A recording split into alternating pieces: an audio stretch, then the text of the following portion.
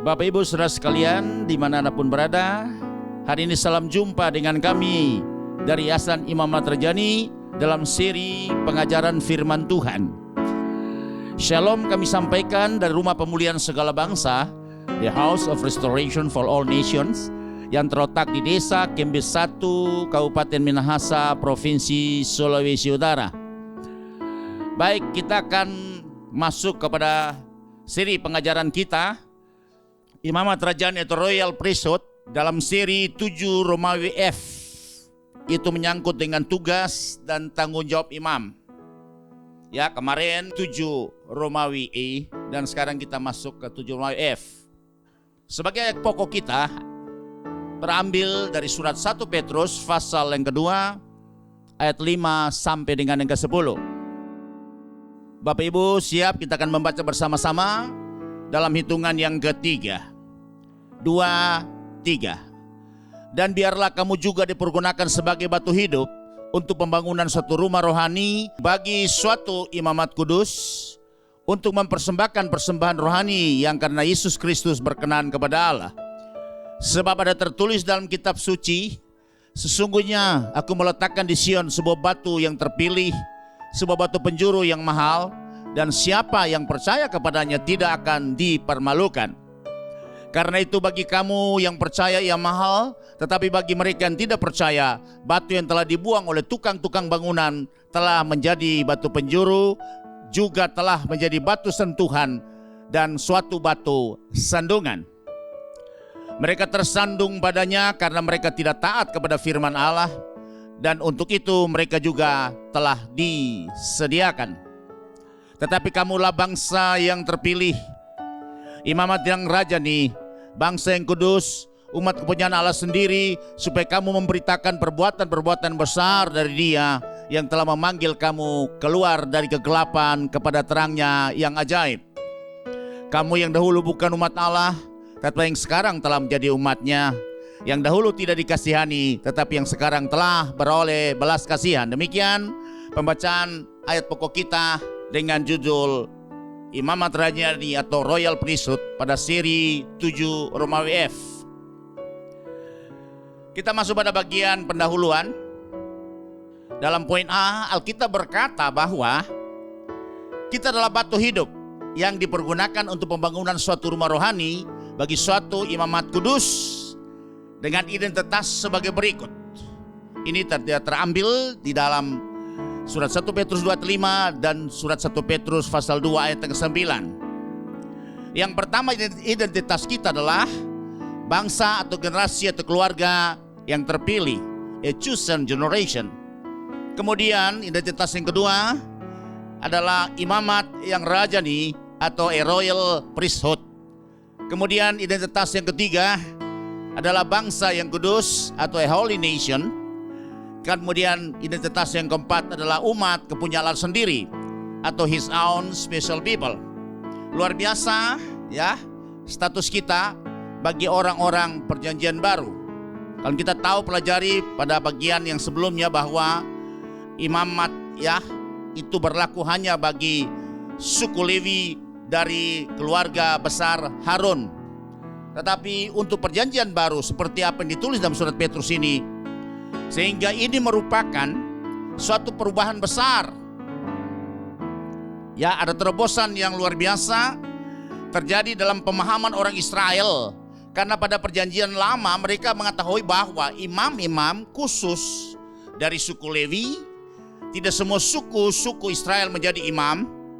Juga tidak untuk semua suku Lewi, hanya suku Lewi dari keluarga Harun dan anak-anaknya yang berhak memegang jabatan imam dan imam besar. Dan kita tahu permulaan ketika Tuhan membentuk sistem kerajaan surga di bumi ini, ketika Musa membawa umat Israel menghadap Tuhan di tentangan Horeb, ya di Gunung Sinai, maka Tuhan berfirman seperti itu. Dan kemudian itu diambil tertulis dalam kitab Bilangan pasal yang ketiga ayat 1 sampai dengan yang keempat, dan dalam Bilangan pasal 20 ayat 25 sampai 26. Demikian bunyinya.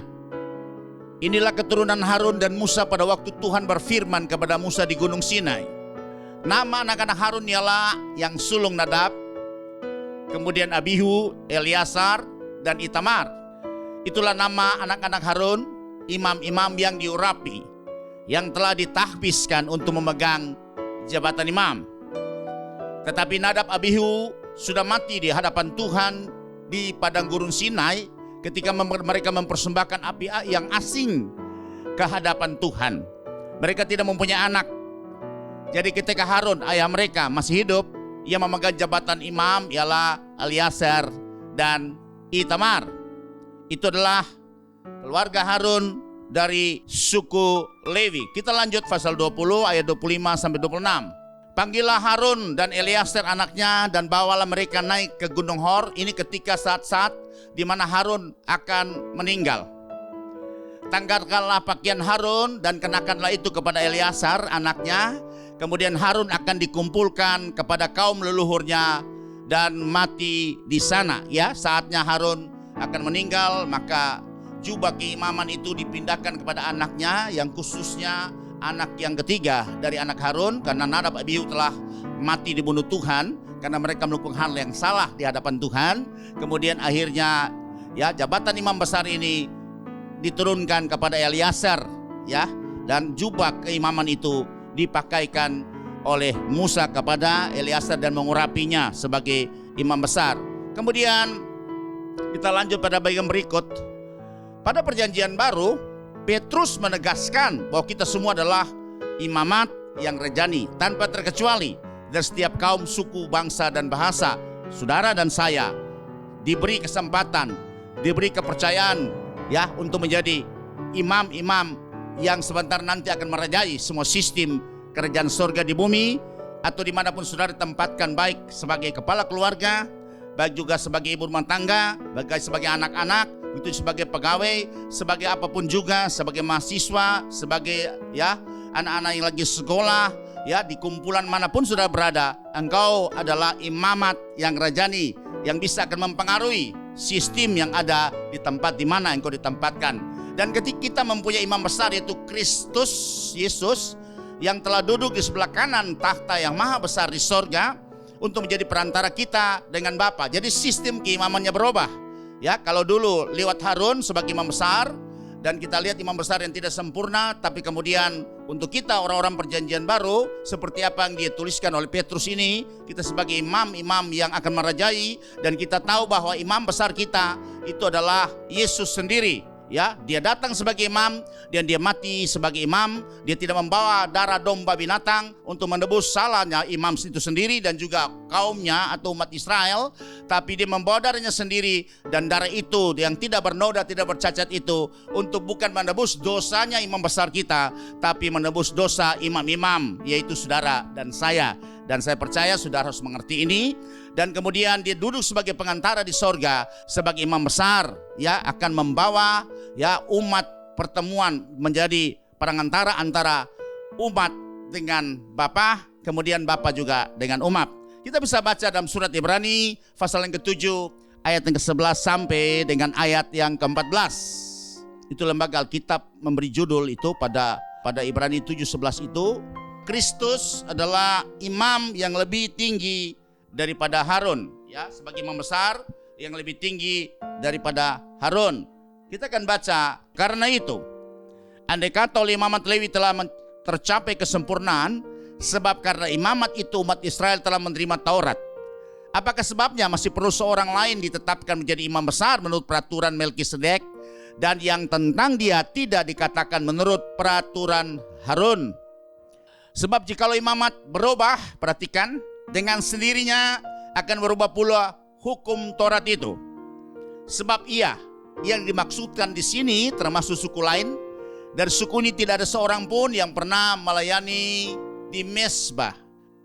Sebab telah diketahui semua orang bahwa Tuhan kita, ya, Yesus Kristus itu anak dari Daud, berasal dari suku Yehuda. Karena Daud itu adalah raja kedua daripada Israel. Yang pertama adalah Saul, itu keturunan Benyamin, suku Benyamin. Dan Daud adalah raja yang kedua Israel sesudah Saul disingkirkan dan Daud diangkat oleh Tuhan menjadi raja atas Israel. Itu berasal dari suku Yehuda.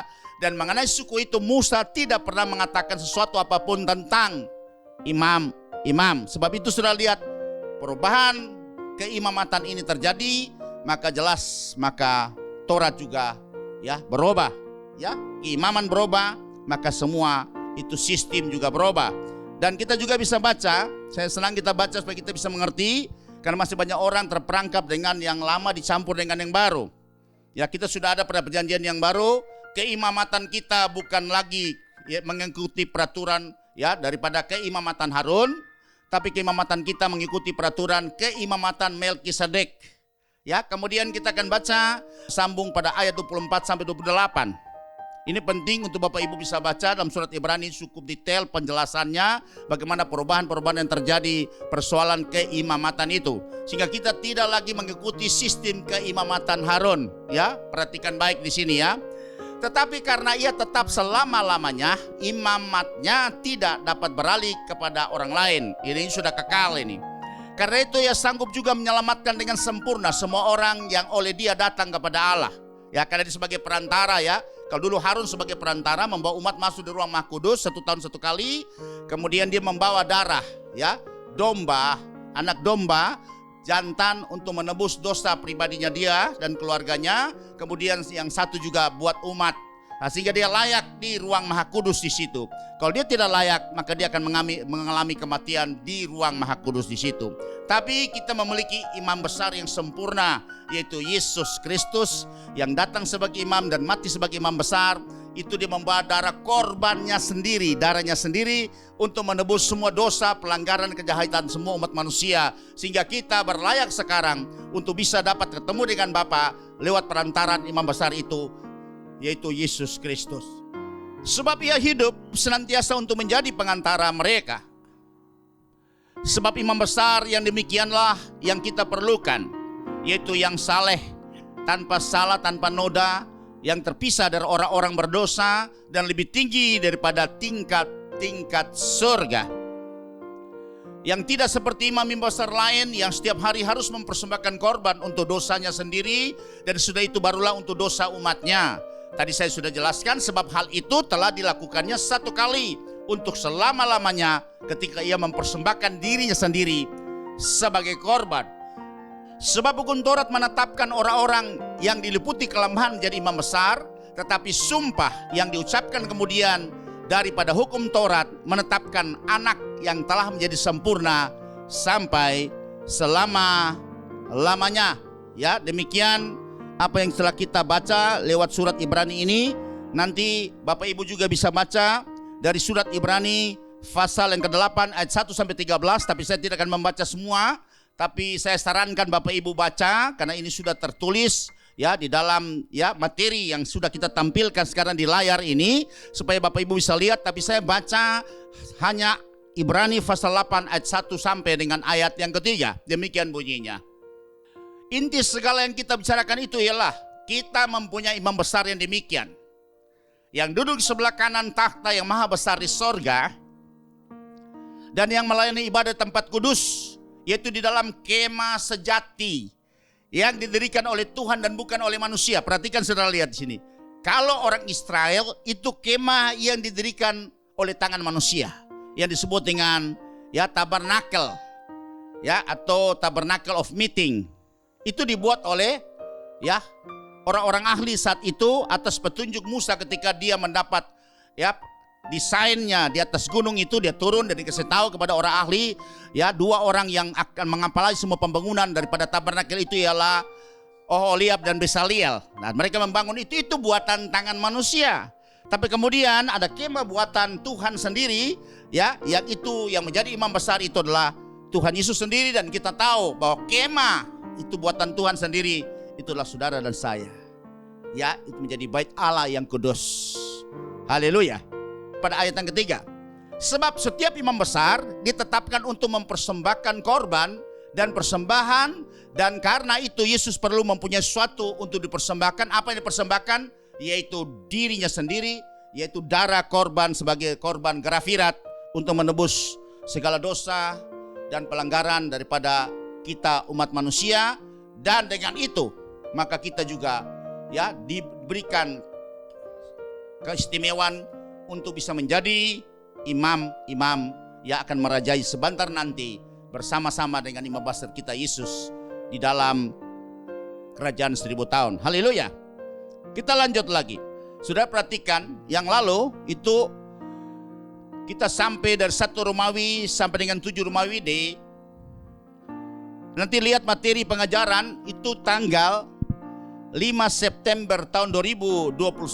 Itu sekarang sampai kemarin tanggal 27 Maret tahun 2022. Kita masuk pada 7 Romawi, yaitu tugas dan tanggung jawab imam. Yang kemarin kita sudah tahu kalau A itu sebagai pontifex atau bridge builder, orang yang membangun jembatan, menjembatani antara Tuhan dengan manusia dan manusia dengan Tuhan. Kemudian bagian 7 Romawi B itu sebagai diaken dan diakones. Kemudian bagian C, 7 Romawi C sebagai pemberita kabar baik atau Injil. Kemudian bagian 7 D itu sebagai pelayan minyak dan anggur. Kemudian bagian 7 Romawi E pada tanggal 27 bulan Maret kemarin itu sebagai pelaksana rencana Allah di bumi. Dan kita sekarang masuk pada 7 Romawi F, yaitu sebagai pengajar kebenaran Allah. Jadi imam itu sebagai pengajar ya kebenaran yang hakiki daripada Allah itu sendiri. Jadi tujuannya adalah supaya membawa setiap pribadi, keluarga, jemaat dan semua orang masuk dalam inti rencana Allah untuk menjadi imam dan raja dan memerintah di bumi yang kita sudah tahu itu tertulis dalam kitab Wahyu pasal yang pertama ayat 5 sampai dengan yang ke-6, dan kita akan membaca lagi ayat ini karena ini amat penting sekali buat kita sekalian. Dan Yesus Kristus saksi yang setia, yang pertama bangkit dari antara orang mati dan yang berkuasa atas raja-raja bumi ini adalah visi yang disampaikan Tuhan kepada Yohanes ketika di Pulau Patmos. Dan pesan ini disampaikan kepada 7 jemaat yang kita sudah tahu, yaitu jemaat yang pertama Efesus, yang kedua adalah Smyrna, yang ketiga adalah Pergamus, yang keempat Sardis, yang kelima Tiatira, yang keenam Philadelphia, dan yang ketujuh adalah Laodikia. Dan pesan daripada Tuhan itulah sama. Dia katakan, bagi Dia yang mengasihi kita dan yang telah melepaskan kita dari dosa kita oleh darahnya, perhatikan, ini sebagai korban grafirat. Itu untuk apa saudara? Ada satu tujuan yang luar biasa, dan yang telah membuat kita menjadi suatu kerajaan, menjadi imam-imam bagi Allah Bapanya.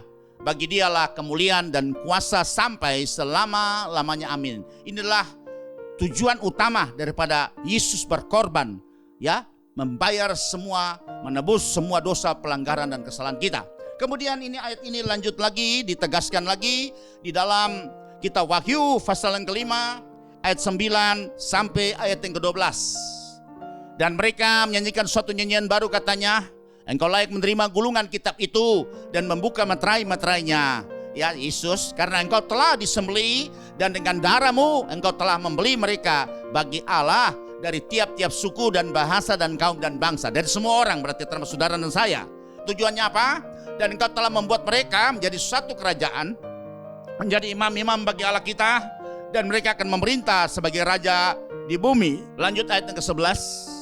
Maka aku melihat dan mendengar suara banyak malaikat sekeliling takhta, malakut-malakut dan tua-tua itu, jumlah mereka berlaksa-laksa dan beribu-ribu laksa. Katanya dengan suara nyaring, anak domba yang disembelih itu layak untuk menerima kuasa dan kekayaan dan hikmat dan kekuatan dan hormat dan kemuliaan dan puji-pujian. Kita lanjut lagi baca, ya, semua dalam kitab Wahyu menegaskan kepada kita dalam kitab Wahyu pasal yang ke-20 itu ayat 4 sampai 6. Kitab Wahyu pasal 20 ini dengan perikop berjudul kerajaan 1000 tahun atau kerajaan milenium. Lalu aku melihat takhta-takhta dan orang-orang yang duduk di atasnya. Kepada mereka diserahkan kuasa untuk menghakimi. Yang lalu Tuhan pernah ngomong waktu Petrus menanyakan, ya, sudah ikut meninggalkan segala sesuatu apa yang kami dapat, dan Tuhan katakan, ya, bahwa ketika anak manusia itu datang memerintah sebagai raja, kamu akan duduk bersama-sama dengan Dia dan akan menghakimi semua suku-suku Israel.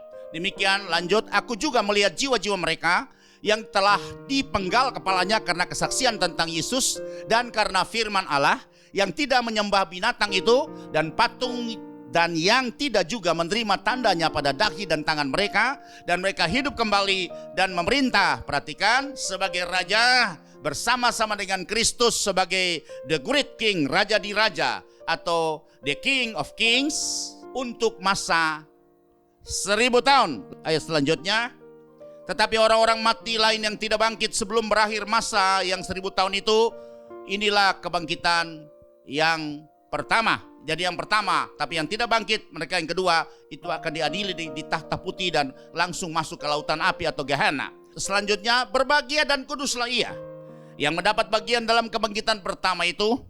Kematian yang kedua tidak berkuasa lagi atas mereka, tapi mereka akan menjadi imam-imam Allah dan Kristus, perhatikan. Dan mereka akan memerintah sebagai raja bersama-sama dengan dia 1000 tahun lamanya. Saudara, kita berhasil bisa dapat mengerti tujuan daripada bagaimana rencana Allah nyatakan kepada setiap bangsa, kaum, suku, dan bahasa.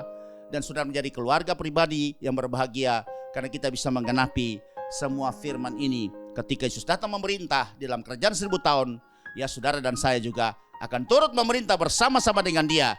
Dia sebagai imam besar dan kita sebagai imam-imam, dan dia sebagai raja besar, the great king, dan kita juga sebagai raja-raja akan memerintah bersama-sama dengan dia di dalam kerajaan 1000 tahun. Haleluya, saudara. Kiranya ini menjadi perhatian buat kita, ini juga menjadi harapan buat kita, sehingga kita tetap berjuang dan kita tidak pernah patah semangat sampai akhirnya. Maka semua janji ini pasti akan digenapi bagi tiap pribadi, keluarga, komunitas, bahkan jemaat Tuhan. Haleluya. Kemudian kita masuk sekarang ya pada bagian yang pertama ya dari 7 Romawi F, yaitu sebagai pengajar ya kebenaran Allah.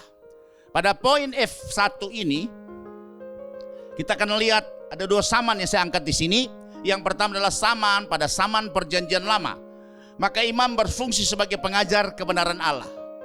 Ya, tetap fungsi ini itu tugas dan tanggung jawab imam itu, dia akan menyampaikan kebenaran Allah.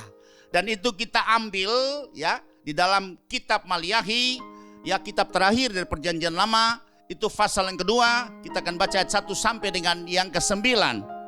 Itu perikop dari lembaga Alkitab itu dengan judul murka Tuhan terhadap para imam, ya. Jadi terjadi sesuatu yang sangat ya membuat Tuhan marah dan Tuhan murka kepada imam, karena banyak kepercayaan yang Tuhan berikan kepada imam, tapi mereka tidak melakukannya sesuai dengan apa yang menjadi kehendak Tuhan. Maka Tuhan murka kepada imam, dan kita akan bisa baca ini dalam kitab Maliahi pasal yang kedua ayat pertama sampai dengan 9, dan kita akan uraikan itu ada 5 poin untuk kita bisa perhatikan secara seksama. Haleluya.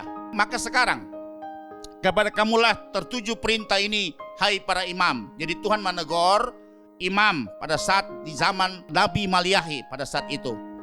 Jika kamu tidak mendengarkan dan jika kamu tidak memberi perhatian untuk menghormati namaku, firman Tuhan semesta alam, maka aku akan mengirimkan kutuk ke antaramu dan akan membuat berkat-berkatmu menjadi kutuk. Dan aku telah membuatnya menjadi kutuk sebab kamu ini tidak memperhatikan. Sesungguhnya aku akan mematahkan lenganmu dan akan melemparkan kotoran ke mukamu, yaitu kotoran korban dari hari-hari rayamu, dan orang akan menyeret kamu ke kotoran itu. Jadi Tuhan akan mempermalukan imam ya, kalau dia tidak bertobat, kalau tidak kembali kepada panggilan semula.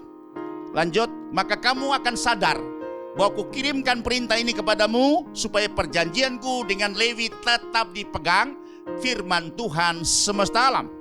Perjanjianku dengan dia pada suatu pihak ialah kehidupan dan sejahtera, dan itu kuberikan kepadanya, pada pihak yang lain ketakutan, dan ia takut kepadaku dan gentar terhadap namaku.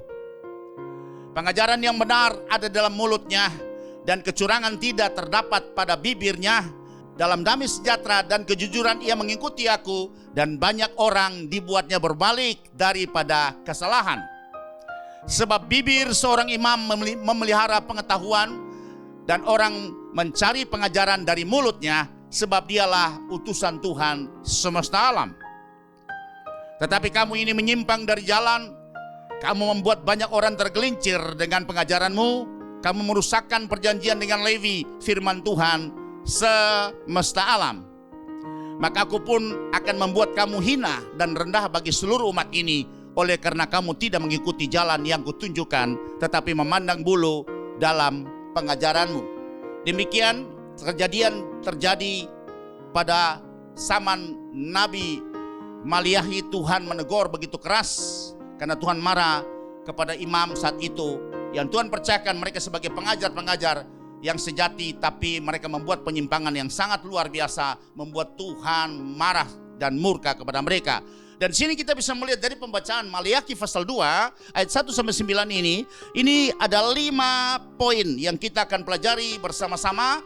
Dan poin yang pertama dari 7 rumah WF yaitu 1A, ya, dikatakan seperti ini, bahwa mendengarkan, memperhatikan. Terjemahan yang lain dari ELT memperhatikan itu dia terjemahkan sebagai menyimpan dalam hati, dan kemudian taat pada perintah Tuhan, ketetapan dan peraturan Tuhan. Imam yang menjalankan ini semua dan juga mengajar kepada umat. Tanda mereka, baik imam maupun umat itu, menghormati Tuhan, menghormati nama Tuhan. Maka kehidupan daripada imam dan semua pengikut-pengikutnya saat itu akan diberkati oleh Tuhan, bukan dikutuki. Tapi sebaliknya, kalau mereka membangkang, melakukan hal-hal yang bertentangan, tidak mendengarkan perintah, kemudian mereka tidak menghormati nama Tuhan, maka kutuk akan ditimpakan kepada mereka. Kita akan baca dalam kitab Maliaki tadi pasal 2 ayat 2 sampai 3. Itu sudah kita baca tadi dan saya senang kita akan baca ulang. Dan jika kamu tidak mendengarkan, perhatikan. Kalau tadi mendengarkan diberkati, kalau tidak mendengarkan, memberontak, itu pasti akan terkutuk. Dan jika kamu tidak memberikan perhatian untuk menghormati namaku, firman Tuhan semesta alam, maka aku akan mengirimkan kutuk ke antara kamu dan akan membuat berkat-berkatmu menjadi kutuk, dan aku telah membuatnya menjadi kutuk sebab kamu ini tidak memperhatikannya. Nah, jadi kalau perhatikan diberkati, kalau tidak memperhatikan melakukannya pasti akan dikutuki oleh Tuhan. Kemudian ayat yang ketiga, sesungguhnya aku akan mematahkan lenganmu dan akan melemparkan kotoran ke mukamu. Tuhan akan mempertemukan mereka, imam-imam yang melakukan, yang dipercayakan Tuhan sebagai pengajar yang baik untuk menuntun umat pada rencana Tuhan, yakni kotoran korban dari hari-hari rayamu, dan orang akan menyeret kamu ke kotoran itu. Artinya mereka akan dipermalukan sehingga mereka tidak lagi bisa dapat melayani Tuhan. Kemudian pelayanannya juga akan dihentikan oleh Tuhan. Kemudian lanjut saudara, kita bisa melihat bahwa ada ayat pembanding.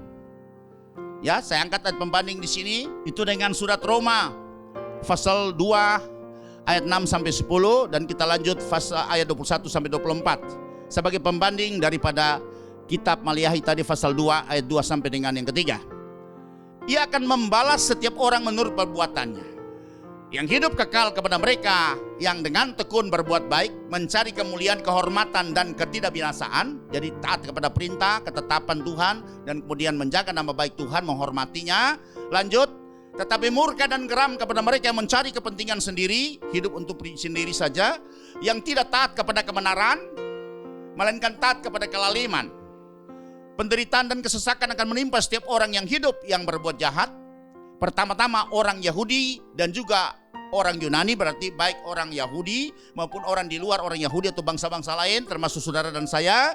Lanjut, tetapi kemuliaan, kehormatan dan damai sejahtera akan diperoleh semua orang yang berbuat baik, pertama-tama orang Yahudi dan juga orang Yunani. Dan lanjut pada ayat yang ke-21 sampai 24. Jadi bagaimanakah engkau yang mengajar orang lain? Nah, ini bicara dengan imam juga sama. Yang mengajar, tidak engkau mengajar dirimu sendiri. Jadi sebelum imam itu mengajar orang lain, pengajaran itu harus sudah menjadi darah daging atau gaya hidup daripada imam itu sendiri, untuk bisa menjadi contoh, sehingga apa yang menjadi ya katakanlah tema atau materi yang diajarkan kepada orang lain itu bisa berkuasa, mengandung otoritas.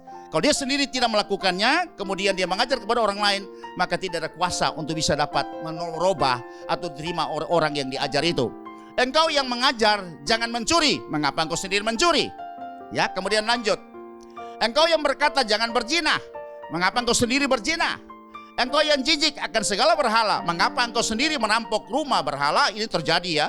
Ini di zaman juga imam-imam yang tadi di kita melihat sama, ya, mereka juga berzina, mereka juga mencuri, mereka juga merampok dan juga menyembah berhala secara luar biasa. Lanjut. Engkau berpegang atas hukum Taurat, mengapa engkau sendiri menghina Allah dengan melanggar hukum Taurat itu? Itu yang terjadi pada imam-imam tadi di zaman perjanjian lama. Kemudian seperti ada tertulis, sebab oleh karena kamulah nama Allah dihujat di antara bangsa-bangsa lain, bukan dihormati, bukan ditinggikan, bukan diagungkan, tapi sebaliknya. Karena umat yang berulah seperti itu, baik imam maupun semua orang-orang di zaman itu, maka nama Tuhan itu bukan dipermuliakan atau dihormati, tapi malah nama Tuhan dihujat di antara bangsa-bangsa. Ya, demikian pembacaan kita. Sekarang kita masuk pada 1B.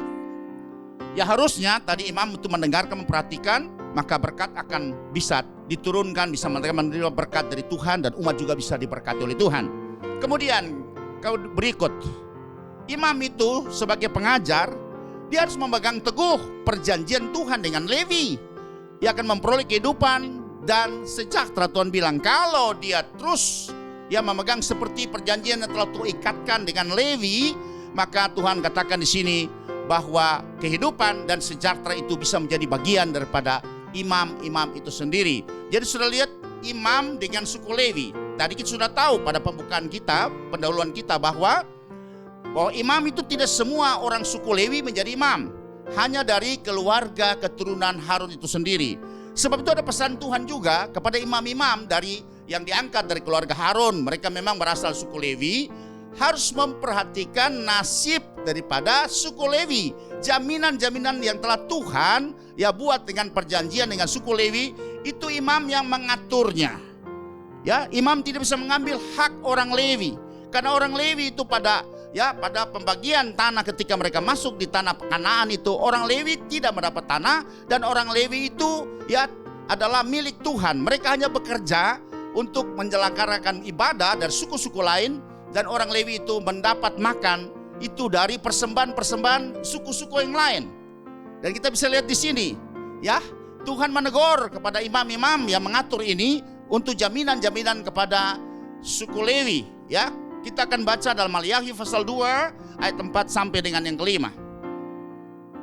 Maka kamu akan sadar bahwa kukirimkan perintah ini kepadamu supaya perjanjianku dengan Lewi tetap dipegang, firman Tuhan semesta alam. Ayat yang kelima. Perjanjianku dengan dia pada suatu pihak ialah kehidupan dan sejahtera, dan itu kuberikan kepadanya, dan pada pihak lain ketakutan, dan ia takut kepadaku dan gentar terhadap namaku. Jadi Tuhan katakan bahwa Tuhan telah mengikat perjanjian dengan Lewi, dan jaminan-jaminan kepada suku Lewi ini itu akan diatur oleh imam-imam dari suku Lewi juga. Dan kita lihat yang mengatur itu adalah imam-imam keturunan daripada Harun. Tapi di sini terjadi penyimpangan, ya, di zaman Nabi Maliahi terjadi penyimpangan. Mereka korupsi, ya, hak-haknya orang Lewi itu tidak disalurkan secara baik.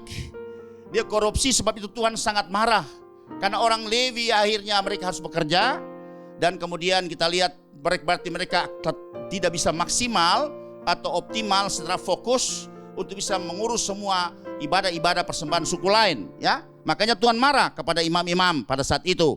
Apa yang terjadi, sudah lihat apa perjanjian Tuhan dengan suku Lewi ini ketika Tuhan mengangkat mereka sebagai suku yang akan mengurus semua, ya, kepentingan-kepentingan ibadah dari suku-suku yang lain. Dan kemudian orang Lewi itu dijamin oleh persembahan-persembahan dari suku-suku yang lain. Kita bisa baca dalam kitab Bilangan, itu pasal yang ketiga ayat 11 sampai 13. Tuhan berfirman kepada Musa, sesungguhnya aku mengambil orang Lewi dari antara orang Israel, ganti semua anak sulung mereka yang terdahulu lahir dari kandungan, supaya orang Lewi menjadi kepunyaanku. Lanjut. Sebab akulah yang punya semua anak sulung. Pada waktu aku membunuh semua anak sulung di tanah Mesir, maka aku menguduskan bagiku semua anak sulung yang ada pada orang Israel, baik yang dari manusia maupun dari hewan. Semuanya itu kepunyaanku, akulah Tuhan, termasuk dengan suku Lewi. Saudara perhatikan di situ, ya. Nah, kemudian kita akan baca dalam kitab Ulangan pasal yang ke-14 ayat 28 sampai 29, ya. Ini menyangkut hak orang Lewi yang diterlantarkan oleh imam-imam pada zaman ya Nabi Maliahi saat itu, sehingga mereka hidupnya susah sekali sekarat dan mereka harus bekerja, sehingga mereka lalai menjalankan tugas-tugas ya di dalam kemah pertemuan untuk mengurus semua persembahan daripada suku-suku yang lain. Apa yang terjadi di sini kita akan baca ya. Sudah lihat di sini, itu perikop berjudul dalam lembaga Alkitab ini, persoalan adalah masalah persepuluhan. Perikop itu persembahan persepuluhan. Nah, persembahan persepuluhan yang diambil, dipungut oleh imam-imam itu, siapa yang berhak untuk menikmati persembahan persepuluhan ini? Nah, kita akan baca di dalam kitab Ulangan pasal 14 ayat 28 sampai 29. Demikian bunyinya. Pada akhir 3 tahun engkau harus mengeluarkan segala persembahan persepuluhan dari hasil tanahmu dalam tahun itu dan menaruhnya di dalam kotamu. Jadi setiap 3 tahun, saudara. Ya, ada setahun sekali, tapi ada 3 tahun. Ini persembahan dari persepuluhan. Karena dulu bukan dalam bentuk keuangan, tapi hasil pertanian dan hasil peternakan, saudara. Kemudian persembahan yang 3 tahunan ini dipersembahkan untuk siapa? Untuk jaminan kepada siapa? Dikatakan di sini maka Lewi, ini orang Lewi yang tidak menjabati jabatan imam, perhatikan ya. Karena itu ia tidak mendapat bagian milik pusaka bersama-sama engkau. Ya, jadi dia tidak dapat milik pusaka seperti suku yang lain, dan juga seperti imam juga sama-sama, juga dari suku Lewi, dari keturunan Harun, tidak mendapat bagian juga. Maka mereka itu dijamin oleh persembahan persepuluhan dari suku-suku lain. Sebab itu orang Lewi biasa yang tidak menjabati jabatan imam dan juga orang Lewi yang menjabati jabatan imam sama-sama dijamin oleh persembahan persepuluhan dari suku-suku yang lain. Tolong perhatikan itu. Kemudian dan orang asing juga menyangkut orang Lewi yang kemudian dia sudah ya perpergian, kemudian dia datang dan dia terlantar, itu juga harus dijamin dengan jaminan daripada persembahan persepuluhan yang disisihkan setiap 3 tahun sekali. Kemudian anak yatim dan janda juga dari suku Lewi yang di dalam tempatmu akan datang makan jadi kenyang, supaya Tuhan Allahmu memberkati engkau di dalam segala usaha yang dikerjakan tanganmu. Dan ini 2 kali, saudara, dalam kitab Ulangan. Ya, Tuhan sudah ikat perjanjian ada di dalam kitab Bilangan, tapi ini Tuhan ulangi lagi supaya orang Israel bisa dengar baik. Karena hal ini sangat penting sekali supaya tidak terjadi kesalahan ya yang dilakukan oleh orang Israel, kemudian mereka ya menelantarkan jaminan-jaminan kepada orang-orang Lewi yang tidak menjabati imam. Tolong perhatikan, yaitu anak-anak mereka, kemudian janda-janda mereka, kemudian juga ya orang-orang dari yang asing dari mereka yang bepergian, kemudian mereka terlantar seperti itu. Kemudian kita akan baca dalam kitab Ulangan juga pasal yang ke-26 ayat 12 sampai 13. Sama juga dengan judul lembaga Alkitab memberi judul itu persembahan persepuluhan ya. Kalau sudah lihat juga 2 kali dalam kitab Ulangan nih. Ulangan pasal yang ke-26. Ya, pasal 26 itu dikatakan juga persembahan persepuluhan, dan langsung ayat yang ke-12 dan 13 kita baca.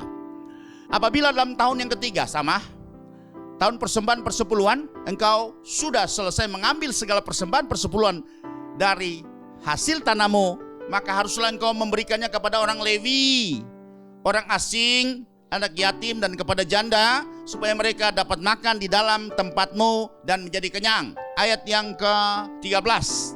Dan haruslah engkau berkata kepada di hadapan Tuhan Allahmu, telah kupindahkan persembahan kudus itu dari rumahku, juga telah kuberikan kepada orang Lewi dan kepada orang asing, anak yatim dan kepada janda, tepat seperti perintah yang telah kau berikan kepadaku. Tidak kulangkahi atau kulupakan sesuatu dari perintahmu itu. Jadi Tuhan tegas sekali, karena 2 kali disampaikan dalam kitab Ulangan lagi, untuk memberikan warning, perhatian khusus kepada imam-imam suku Lewi yang bertugas menerima segala persembahan persepuluhan dari suku-suku lain, supaya persembahan itu harus dialokasikan juga untuk menjamin setiap ya orang Lewi yang bertugas, karena mereka tidak punya pencarian, mereka khusus saja bekerja ya di tempat pertemuan untuk mengurus semua persembahan suku-suku lain, perhatikan. Dan juga kepada orang Lewi yang menjadi orang yang terlantar, itu juga harus diurus. Anak yatim dari orang Lewi juga dan janda orang-orang Lewi juga itu harus diurus dan dijamin. Jaminannya itu menggunakan persembahan daripada suku-suku lain setiap 3 tahun sekali. Sudah perhatikan di sini. Itu kita bicara persembahan persepuluhan. Ya, karena Tuhan bicara lagi dalam kitab Ulangan masalah kutuk, salah satu itu Tuhan tegas sekali dalam kitab Ulangan 27 ayat 19. Terkutuklah orang yang memperkosa hak orang asing, anak yatim dan janda, dan seluruh bangsa itu haruslah berkata amin. Ya saudara, ini itu betul-betul sangat serius Tuhan, karena ini menyangkut hajat hidup orang Lewi pada saat itu. Sehingga imam-imam ini korupsi terjadi, mereka menggunakan haknya orang Lewi yang harusnya dibagikan, diatur oleh imam itu. Dan kita tahu peristiwa ini, kejahatan ini sudah terjadi dari sejak zaman dulu ketika ya Taurat ini berlangsung. Kemudian juga imam-imam menjalankan tugas dan fungsinya di tempat pertemuan, menerima semua persembahan persepuluhan, dan juga menjadi imam-imam yang korup, saudara lihat. Nah, kalau kita bicara dari mekanisme persembahan persepuluhan, saudara perhatikan, berarti persembahan persepuluhan itu harus dibagi juga ya untuk ya pelayanan diakonia. Sebab itu tidak perlu ada kas diakonia lagi. Harusnya kalau kita lihat di sini, karena persembahan persepuluhan itu juga akan menjamin pos daripada pelayanan diakonia. Pelayanan diakonia itu kepada janda-janda dan juga kepada anak yatim dan juga kepada fakir miskin, saudara. Juga orang-orang terlantar itu dananya diambil itu dari persembahan persepuluhan daripada umat. Saudara perhatikan di sinilah. Ya, tidak perlu kita bikin kas tersendiri. Nah, ini jadi koreksi buat kita sama-sama sesuai firman yang saya sampaikan pada hari ini, saudara.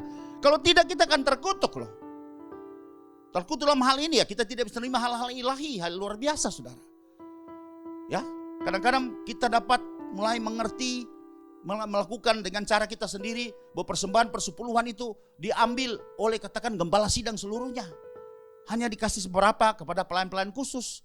Dia tidak bisa menggunakan seluruhnya. Ada pembagian yang diatur oleh sistem yang sudah Tuhan tentukan pada saat itu, saudara. Sehingga orang-orang yang melayani secara full time seperti orang Lewi itu mendapat jaminan, saudara. Ya, dari persembahan persepuluhan itu juga bukan orang Lewi saja, tapi orang terlantar atau orang asing dari orang Lewi, kemudian juga anak yatim piatu dari orang Lewi atau anak yatim fatherless, ya, apanya sudah meninggal sehingga tidak jaminan lagi selain ya diatur oleh Tuhan seperti itu, dan juga janda orang Lewi, saudara. Mereka ini tidak menjabati jabatan imam, sebab itu mereka ini harus dijamin, yang diatur jaminannya oleh imam-imam yang bertugas dari suku Lewi. Perhatikan, saudara. Sekali lagi saya ulangi, sehingga persembahan yang namanya diakonia itu harusnya diambil sumbernya itu dari ya persembahan persepuluhan. Ya, kalau kita mau pakai mekanismenya, pakai aturannya harus seperti ini, saudara. Ya, bukan kita bikin kas diakonia tersendiri lagi. Ya, tolong perhatikan ya. Kita lanjut. Pada bagian selanjutnya itu pada poin 1C. Sesuai dengan teks dari Maliahi pasal 2 ayat 1 sampai 9, kenapa Tuhan murka? Tadi kita tahu bahwa pertama mereka melakukan semau-maunya mereka, imam-imam saat itu dengan cara mereka sendiri, mengajar umat ya dengan cara mereka sendiri. Kemudian kita lihat selanjutnya pada bagian C, memiliki pengajaran yang benar, tidak ada kecurangan pada bibirnya, hidup dalam damai sejahtera dan kejujuran. Itu Tuhan menjamin. Dan berdampak banyak orang dibuatnya berbalik daripada kesalahan. Jadi kalau imam-imam ya sebagai pengajar yang benar, memiliki pengajaran yang benar dan mengajar dengan benar, tidak menambah, tidak mengurangi atau menyimpang dari semua ya ketetapan, peraturan, perintah Tuhan, maka kita lihat imam-imam itu dan umat juga akan hidup dalam damai dan sejahtera. Kemudian dalam kejujuran, maka berdampak, ada daya tarik, banyak orang akan dibuatnya berbalik ya daripada kesalahan dan dosa mereka, dan mereka bertobat untuk mau hidup kudus di hadapan Tuhan. Haleluya, saudara. Dan itu kita tahu, kita sudah baca tadi dalam kitab Maliahi pasal yang kedua ayat yang ke-6.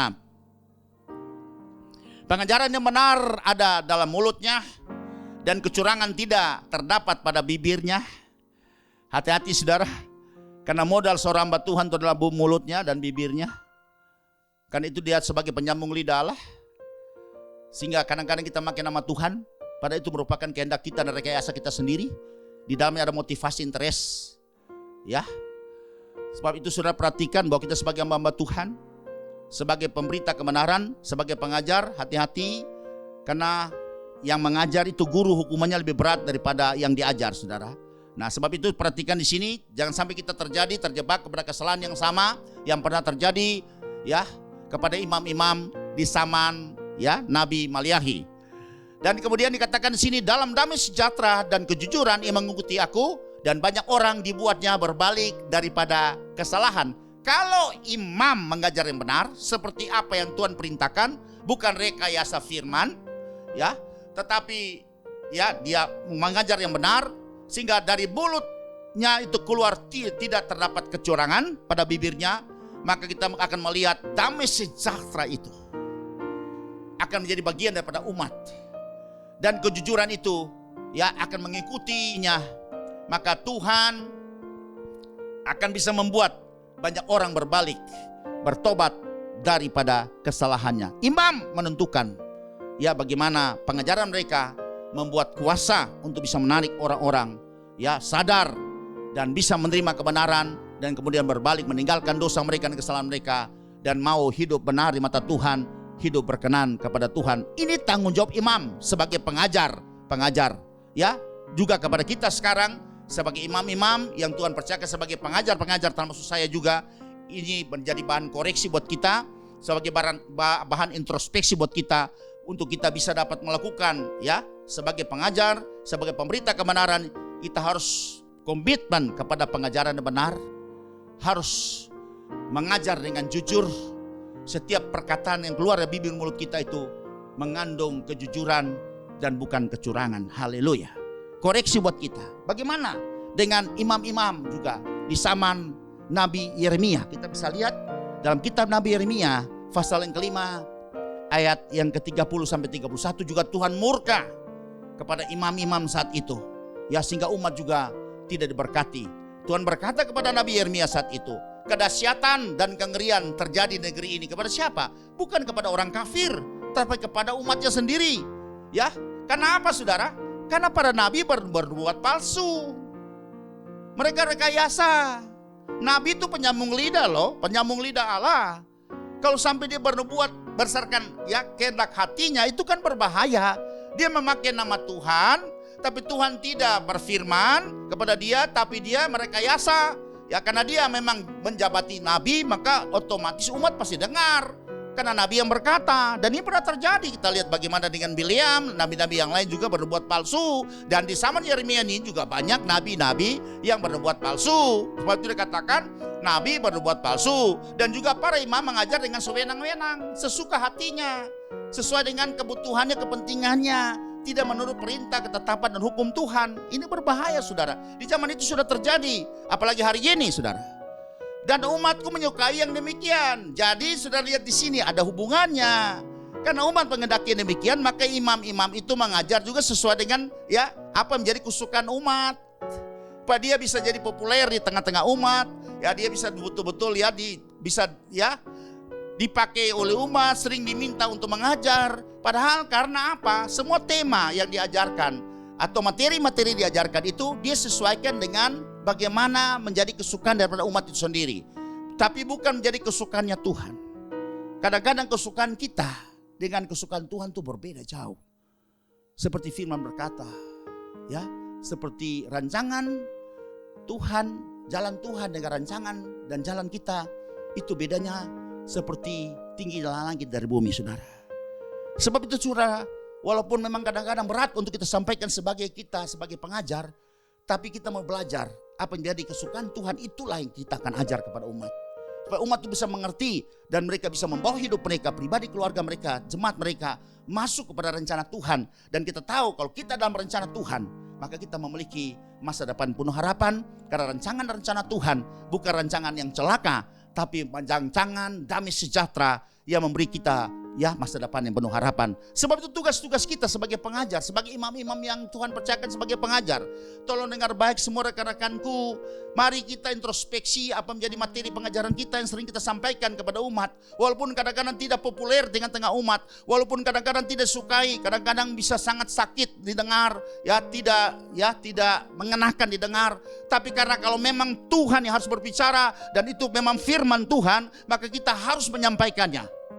Walaupun dalam keadaan baik maupun tidak baik, seperti Paulus pesan kepada Timotius, tetap itu engkau harus sampaikan kebenaran itu.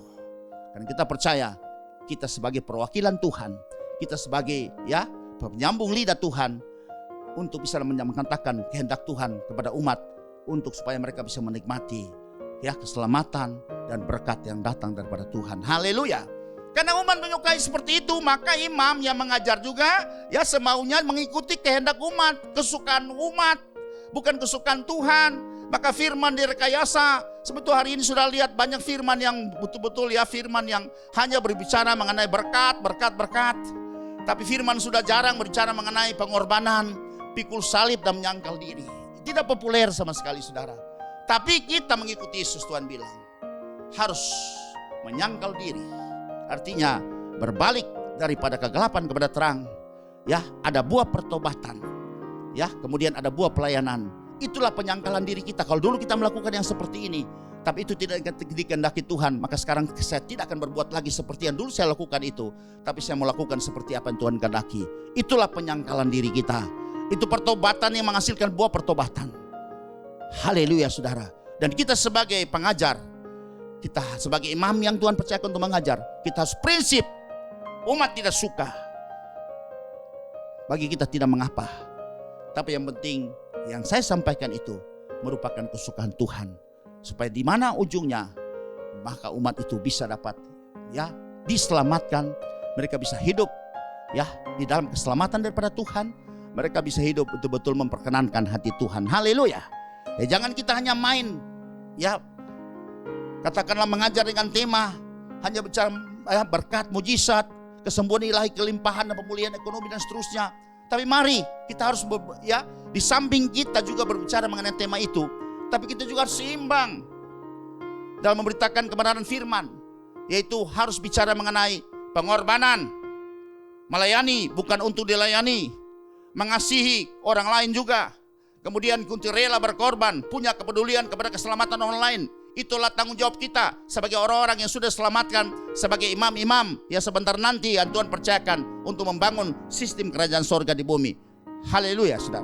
Baik, mari kita bisa melihat imam-imam yang seperti itu, dan juga di dalam kitab Yeremia pasal 23 itu ayat 11, 14, 17, bagaimana imam dan nabi melakukan hal-hal yang tidak berkenan kepada Tuhan demi untuk keuntungan mereka sendiri. Demikian bunyi firman Tuhan, sungguh baik nabi maupun imam berlaku fasik. Di rumahku pun juga aku mendapati kejahatan mereka. Demikianlah firman Tuhan. Sudah perhatikan, karena dulu pelayanan itu dijalankan oleh nabi sebagai penyambung lidah, imam sebagai pelaksana kehendak Allah di bumi. Kalau mereka dua ini sudah buat konspirasi, sudah kongko untuk bagaimana mencari untung atau menutup mata atau saling main mata seperti itu, saudara. Dan kejahatan itu mereka lakukan, bayangkan, di rumah Tuhan. Berarti mereka melakukan hal yang salah. Pasti ada korupsi di sini. Mereka melakukan hal-hal yang bukan menjadi hak mereka, pasti yang terjadi seperti yang sudah saya jelaskan. Dan banyak kejahatan lain yang mereka lakukan, membenarkan yang salah dan kemudian menyalahkan yang benar. Karena imam juga dan nabi pada saat itu juga bertindak sebagai hakim, akan mengadili umat di hadapan Tuhan. Saudara, perhatikan seperti itu. Ini terjadi, saudara, pada ayat yang ke-11 kemudian 14 kita baca. Tetapi di kalangan para nabi Yerusalem aku melihat ada yang mengerikan. Mereka berzina dan kelakuan tidak jujur. Mereka menguatkan hati orang-orang yang berbuat jahat, sehingga tidak ada seorang pun yang bertobat dari kejahatannya. Semuanya mereka telah menjadi seperti Sodom bagiku, dan penduduknya seperti Gomora. Perhatikan ayat ini, saudara, lanjut 17. Mereka selalu berkata kepada orang-orang yang menista firman Tuhan, kamu akan selamat, enggak apa-apa. baik-baik saja. Orang yang masih hidup dalam dosa, orang yang tidak menghormati Tuhan, orang yang melakukan di luar kebenaran Tuhan, tapi mereka tetap menguatkan orang seperti ini. Nanti diberkati, nanti ada terobosan-terobosan bidang usaha dan seterusnya, saudara. Hal ini berbahaya sekali, sehingga membuat orang yang berbuat dosa merasa aman. Dia merasa aman, merasa oke, sehingga dia tidak ada niat untuk rasa takut untuk meninggalkan semua kesalahan dan dosa, untuk berbalik kepada Tuhan dan bertobat sungguh-sungguh untuk bisa diselamatkan. Tapi mereka katakan kamu akan selamat. Ini kejadian terjadi, Bapak Ibu sekalian, di zaman Nabi Yeremia.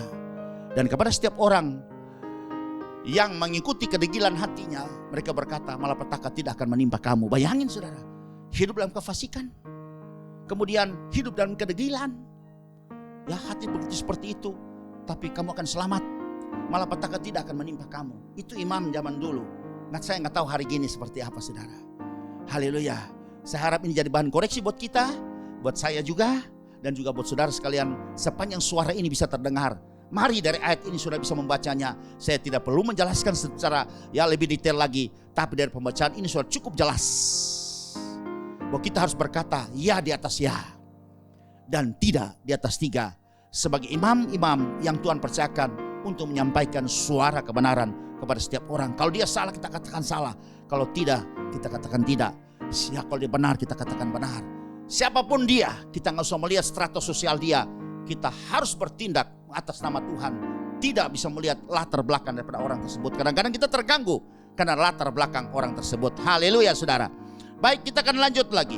Kita lihat di sini, imam melakukan hal yang keji seperti itu. Sampai kadang-kadang kita dikatakan bahwa seperti zaman hari ini, orang itu menegur kalau mungkin orang-orang yang di bawah, tapi orang yang di atas kita akan berani menegur. Apalagi kita sebagai hamba-hamba Tuhan, sebagai imam-imam yang sudah menyoraki kebenaran. Kalau memang ada anggota jemaat kita sebagai pejabat, pemerintah, pejabat publik, atau pejabat dimanapun dia berada, kalau dia melakukan kesalahan, kita harus tegur. Kita sampaikan firman juga, harus sampaikan yang benar.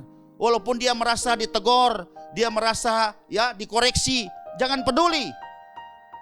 Karena mungkin kita segan dia sebagai pegawai atau dia sebagai pejabat yang cukup strategis di pemerintahan maupun di lembaga-lembaga yang lain. Saudara sebagai pemberita kebenaran harus menyampaikan kebenaran, tidak peduli siapapun dia, supaya kebenaran itu bisa murni dan dengan jujur kita sampaikan, supaya bisa menolong dia juga untuk bisa bertobat dan diselamatkan. Jangan kita membenar-benarkan kesalahannya, membiarkan dan kita berkata aman, kita berkata akan diberkati dan seterusnya. Haleluya saudara. Sebab itu sudah bisa melihat di sini bahwa imam itu menentukan sekali, dan terjadi itu di zaman baik Nabi Yeremia maupun juga di zaman Nabi Maliahi saudara. Kemudian kita masuk pada bagian selanjutnya, bagian D.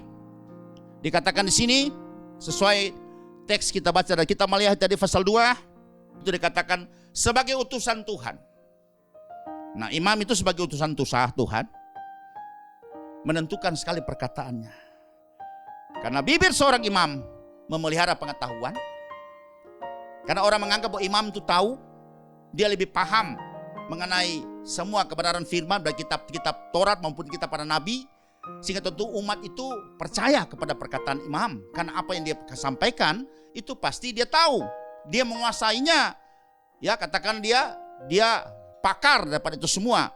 Sehingga orang mencari pengajaran dari mulutnya. Sudah bayangkan kalau imam sangat fasih sekali berbicara, tapi pengetahuan yang disampaikan bukan semata-mata 100% kebenaran.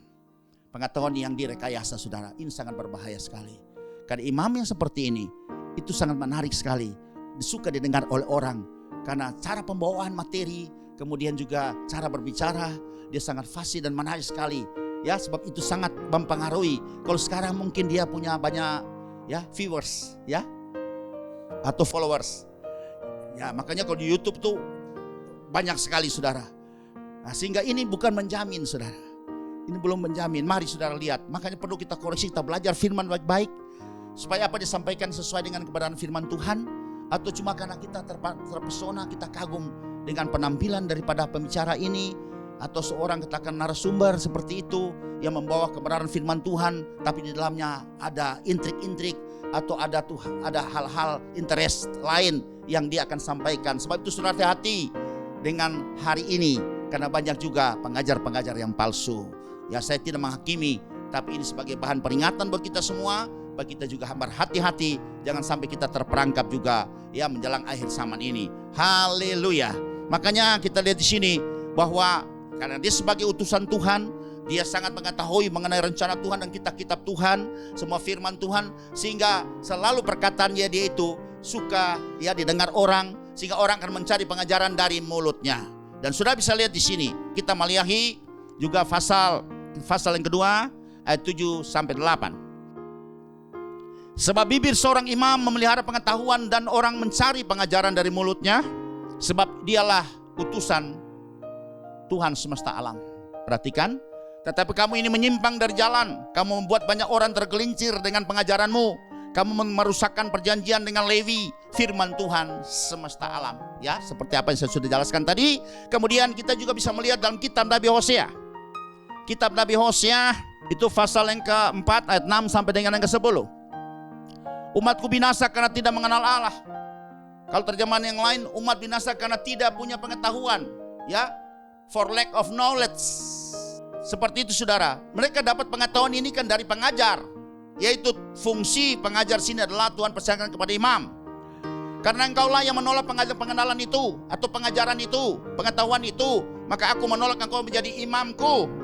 Dan karena engkau melupakan pengajaran Allahmu, maka aku juga akan melupakan anakmu. Ayat yang selanjutnya, makin bertambah banyak mereka, makin berdosa mereka kepadaku, karena imam tidak mengajar seperti apa yang Tuhan kehendaki. Kemuliaan mereka akan kutukar dengan kehinaan. Ayat selanjutnya, mereka mendapat rezeki dari dosa umatku, karena tidak menegur, membiarkan umat terus ada dalam dosa. Yang penting mereka bawa persembahan dan seterusnya saudara, dan mengharapkan umatku itu berbuat salah. Lanjut, maka seperti nasib rakyat demikianlah nasib imam. Aku akan menghukum dia karena tindakan-tindakannya, dan aku akan membalaskan perbuatan-perbuatannya kepadanya. Lanjut, mereka akan makan tetapi tidak menjadi kenyang. Mereka akan bersundal tapi tidak menjadi banyak, sebab mereka telah meninggalkan Tuhan untuk berpegang kepada sundal. Demikian pembacaan kita dari kitab Nabi Hosea, ya, yang sama kondisinya seperti terjadi zaman kitab Nabi Maliahi. Kemudian bagian 1E,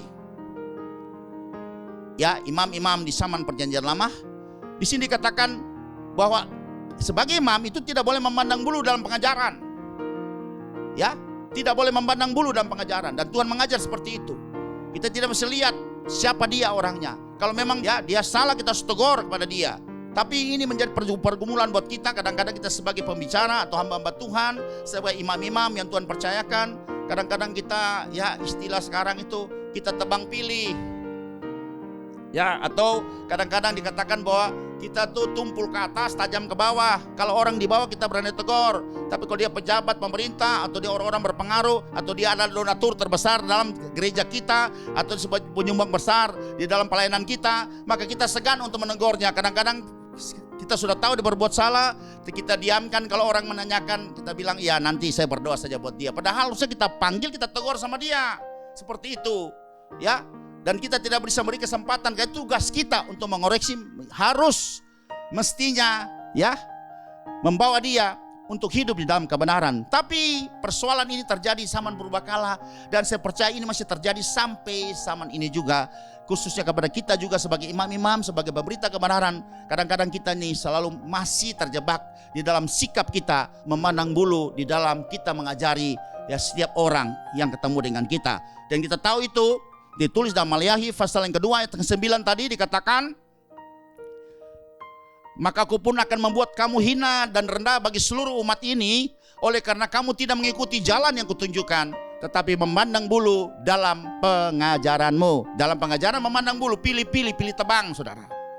Ya, kadang-kadang kita keras, kita tegas kepada orang-orang yang kita rasa tidak berpengaruh, tapi kita sungkan atau kita tidak berdaya, atau kita sangat takut-takut atau segan kepada orang-orang yang sangat berpengaruh. Ya, mungkin di gereja kita, di pelayanan kita seperti apa yang sudah saya sampaikan tadi, apalagi kalau dia termasuk donatur terbesar dari semua pelayanan kita. Ya, mari hamba Tuhan kita koreksi Karena kita percaya Tuhan bisa memberkati, membuka pintu-pintu berkat untuk bisa memberkati kita. Kalau kita prinsip seperti ini, bahwa kebenaran adalah kebenaran. Kebenaran bisa disalahkan, tapi kebenaran tidak bisa dikalahkan. Sampaikan kebenaran dengan jujur, maka kita percaya kita akan diberkati oleh Tuhan. Hidup di dalam damai sejahtera. Haleluya, saudara. Kita akan lanjut, saudara. Kita lihat bahwa imam itu tidak boleh memandang bulu. Dan kita lanjut pada bagian yang poin yang kedua dari 7 Romawi F ini. Ya, imam itu sebagai pengajar kebenaran Allah. Kalau tadi saya sudah angkat di dalam poin yang pertama daripada F1 ini, itu bagaimana fungsi imam di zaman perjanjian lama. Itu mereka harus mendengar, memperhatikan, kemudian memegang teguh perjanjian yang Tuhan sudah ikrarkan untuk semua jaminan-jaminan di dalam pelayanan. Kemudian juga harus memiliki pelayanan benar. Kemudian dia sebagai utusan, bibir seorang imam itu pasti didengar karena dianggap dia tahu persis apa yang jadi kehendak Tuhan.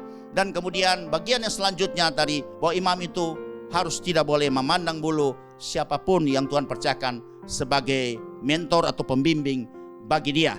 Haleluya. Kemudian kita masuk pada bagian yang kedua, ada bagaimana dengan imam di zaman perjanjian baru.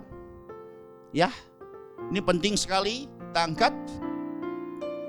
Yesus datang sebagai anak manusia, sebagai juru selamat, juga dia sebagai imam, saudara. Ya, ini nanti pada bagian khusus kita akan bahas, tapi dia sebagai imam. Sebab apapun yang dilakukan banyak sekali dia lakukan pada hari Sabat.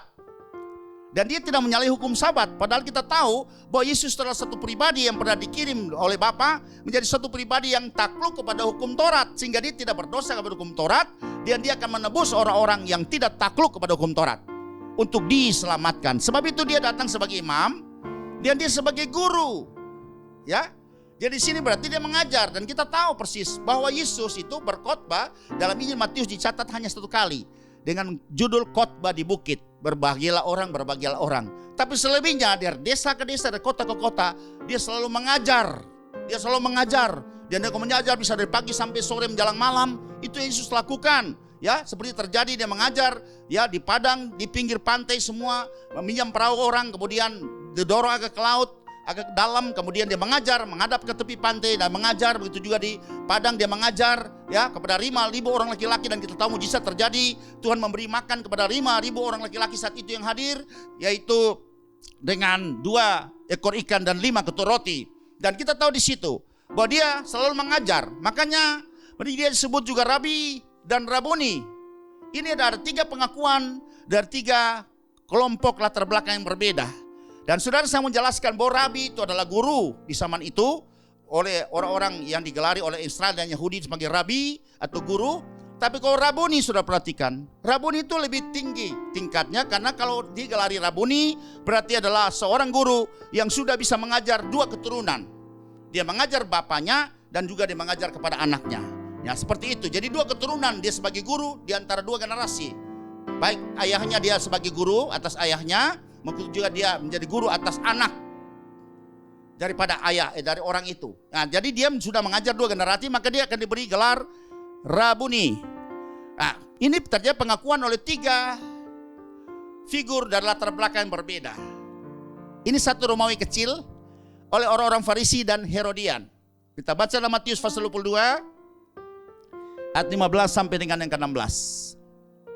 Kemudian pergilah orang-orang Farisi, mereka berunding bagaimana mereka dapat menjerat Yesus dengan suatu pertanyaan. Mereka menyuruh murid-murid mereka bersama-sama orang-orang Herodian bertanya kepadanya, "Guru." Mereka panggil guru. Mereka tahu karena Yesus yang menonjol selama pelayanannya adalah ya dia mengajar. Kalau Yohanes itu yang menonjol itu dari anak Zakaria dan Elisabet adalah membaptis. Seruan pertobatan dan kemudian membaptis. Sebab itu dia digelari Yohanes Pembaptis. Tapi kalau khusus Yesus ini, ya dia datang, dia digelari guru karena memang yang menonjol pelayanannya adalah dia selalu mengajar. Ya, baik di luar bait Allah, di sinagog, ataupun juga di tempat di mana dia berada, dia selalu mengajar. Maka mereka katakan, "Guru, kami tahu engkau adalah seorang yang jujur dan dengan jujur mengajar jalan Allah." Bayangkan ya, mereka katakan ini benar, statement mereka benar. Bahwa Yesus adalah orang yang jujur, dan dia juga menjadi pengajar yang jujur, tidak rekayasa. Ya, artinya apa adanya. Karena dalam dia tidak ada apanya. Dia selalu berkata apa adanya, seperti apa yang ditaruh oleh Bapa, seperti apa yang dia lihat dan dengar, itu yang disampaikan kepada umat saat itu. Dan mereka merasa mereka sangat dikoreksi, sangat ditegur, ya, mereka merasa tersayat-sayat hati mereka, dan mereka menjadi pahit dan benci kepada Yesus. Sebab ini mereka ingin mencari kesalahannya, maka diutus dan mereka berkata, engkau itu mengajar dengan jujur dalam Allah, dan engkau tidak takut kepada siapapun juga. Benar, dia tidak takut manusia, tidak pandang bulu, sebab engkau tidak mencari muka. Inilah integritas seorang pengajar. Kalau kita ikut Yesus, integritas ini, maka saya percaya kita akan hidup di dalam berkat Tuhan. Haleluya, saudara. Jadi ini pernyataan daripada orang saat itu adalah orang-orang Farisi dan orang Herodian. Kemudian kita lihat yang kedua.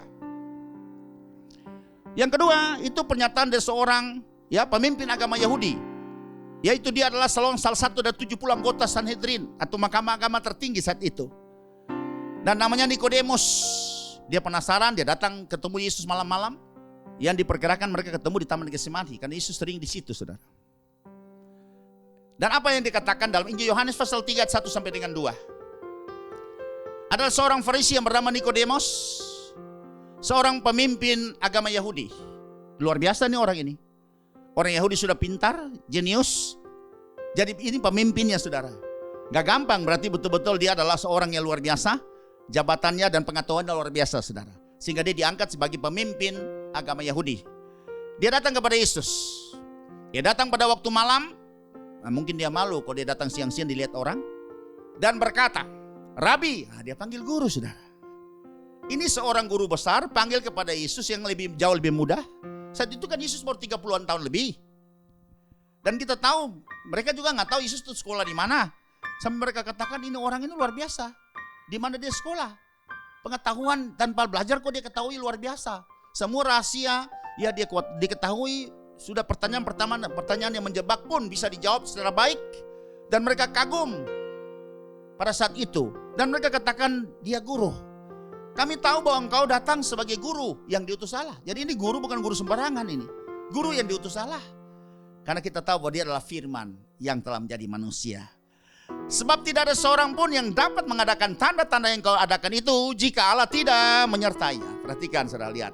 Ini pernyataan dari seorang guru besar zaman itu. Guru besar orang-orang Yahudi yang memanggil Yesus juga adalah guru. Karena melihat ada sesuatu yang fenomenal, ada sesuatu yang sangat ilahi yang ada pada diri pribadi daripada Yesus itu, sehingga dia harus mengakui dengan jujur bahwa Yesus adalah guru. Kemudian figur yang ketiga, ini Maria Magdalena. Ya, perempuan-perempuan yang saat itu mengikuti Yesus. Salah satu itu istri bendaharanya Herodes itu mengikuti, dan salah satu adalah juga Maria Magdalena. Dan kita tahu Maria Magdalena ini pernah dilayani oleh Tuhan Yesus ketika dirasuk oleh 7 roh jahat, dan kemudian dilayani dalam Injil Lukas pasal yang ke-8, itu ayat yang kedua. Dan kemudian ya pada saat Yesus mati dikuburkan, dan dia ya pada hari yang ketiga itu dia datang menyenguk ke kubur Yesus. Dia lihat pintu kubur telah terbuka, dan dia ketemu dengan seorang yang dia anggap sebagai orang ya yang bekerja di taman di situ tempat itu. Dan kita tahu kemudian dia menanyakan kepada orang itu, kalau siapa yang telah mengambil, kalau engkau melihat ada yang ngambil, pulangin saja, seperti itu. Tapi kemudian Tuhan berkata kepada dia, Maria. Tuhan panggil namanya dan kenal suara itu. Kemudian apa yang dikatakan Maria? Kita baca dalam Injil Yohanes pasal 20 ayat yang ke-16. Kata Yesus kepadanya, Maria, Maria. Maria berpaling dan berkata kepadanya dalam bahasa Ibrani, Rabuni, artinya Maha Guru. Ya, ini terjemahkan sebenarnya guru, tapi kalau guru itu rabi, tapi kalau Rabuni itu Maha Guru. Karena dia sudah bisa memuridkan 2 generasi, ayah maupun anak. Ya, jadi disebut dengan Rabuni. Sebab itu sudah lihat jelas sekali bahwa kedatangan Yesus sebagai anak manusia, selain sebagai juru selamat, sebagai Mesias, tetapi dia juga berfungsi sebagai imam. Dan juga makanya yang menonjol dari keimamatan Yesus adalah dia sebagai pengajar. Ya, sebagai pengajar. Haleluya. Kita lanjut lagi pada bagian B. Kita yang dipanggil sebagai imamat yang ngerajani, sebagai orang-orang yang sudah ditabiskan, baik lewat darah penebusan Yesus, kemudian dibasuh dengan air, diurapi dari Roh Kudus. Maka tugas kita juga harus memberitakan firman yang murni. Perhatikan, tidak campur dengan filsafat. Karena banyak sekali orang hari ini ya campur firman itu dengan filsafat. Kemudian juga dengan dogma. Kalau doktrin itu memang dari kebenaran firman Tuhan. Tapi kalau dogma itu adalah satu ketetapan ya yang diciptakan oleh manusia atau aturan manusia. Nah, sebab itu pesan daripada Paulus kepada Timotius anak didiknya yang pada saat itu menjadi gembala di sidang jemaat Efesus. Kita lihat dalam 2 Timotius pasal yang ketiga ayat yang ke-16. Firman yang murni punya ciri-ciri khas seperti ini, saudara. Segala tulisan yang diilhamkan Allah. Kalau diilhamkan oleh Allah, bukan manusia atau intervensi manusia, itu makanya kita lihat ada ciri-ciri khasnya. Yang pertama adalah dia bermanfaat untuk mengajar. Yang kedua, untuk menyatakan kesalahan. Karena kita dalam proses ya sebagai murid itu dididik, pasti banyak hal yang menyimpang, yang salah, yang harus diluruskan. Untuk memperbaiki kelakuan, merubah kelakuan kita, tingkah laku kita, dan untuk mendidik orang dalam kebenaran. Sebab itu kalau firman yang murni, yang memang berasal dari ilham Allah, sudah perhatikan, dia pasti mengajar. Yang kedua, dia menyatakan kesalahan. Yang ketiga, memperbaiki kelakuan. Dan keempat itu mendidik orang dalam kebenaran. Kalau 4 unsur ini terpenuhi, berarti firman itu yang disampaikan oleh siapapun berberita firman, itu adalah berdasarkan ilham Allah atau kebenaran Allah. Percaya, bilang amin. Maka ini jadi bahan koreksi buat kita semua, sehingga kita jangan disesatkan oleh banyak pengajar atau guru-guru palsu di akhir zaman ini, saudara. Tolong perhatikan baik ya. Kemudian kita akan lihat lagi ayat pembanding selanjutnya, itu dalam surat 2 Korintus pasal yang kedua ayat 17. Sebab kami tidak sama dengan banyak orang lain. Ini Paulus katakan kepada orang Korintus yang mencari keuntungan dari firman Allah.